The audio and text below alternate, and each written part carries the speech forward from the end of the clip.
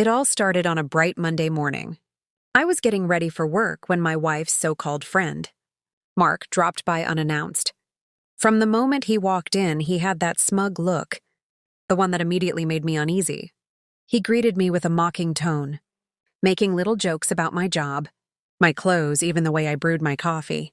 I could feel my face flush as my wife giggled along, seemingly entertained by his antics. We all went out for breakfast at a nearby cafe, and Mark didn't waste a second to embarrass me in front of strangers. He loudly commented on my appearance, joked about my salary, and even insinuated that I wasn't man enough to handle my wife.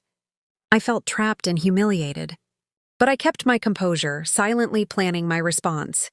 My wife noticed my discomfort, but she seemed hesitant to intervene. As he continued his ridicule, I realized this wasn't just harmless teasing. Mark had crossed a line, and it was clear he wanted to provoke me. I decided that whatever I did next had to be calm, precise and undeniable. No yelling, no public fight, just facts. So, when he made his next sarcastic remark about my career, I calmly smiled and said, "Actually, I think you'll find my company recently doubled its profits, thanks to a strategy I implemented personally." Mark paused, slightly taken aback, trying to mask his surprise with another smirk.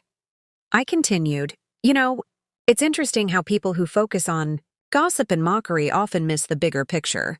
While you're busy trying to make others look small, I'm busy building things that last." The cafe went quiet.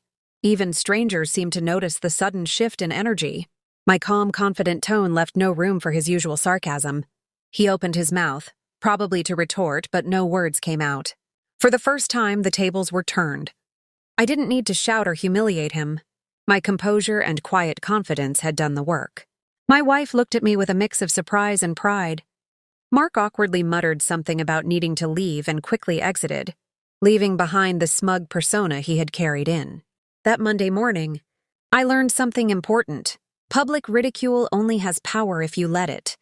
I didn't have to prove myself with anger or confrontation. I proved it with calm intelligence and quiet dignity. As my wife and I returned home, she apologized for letting things go too far and admitted she hadn't realized how serious Mark's behavior had been. From that day on, I knew respect couldn't be demanded. It had to be earned. Silently and confidently,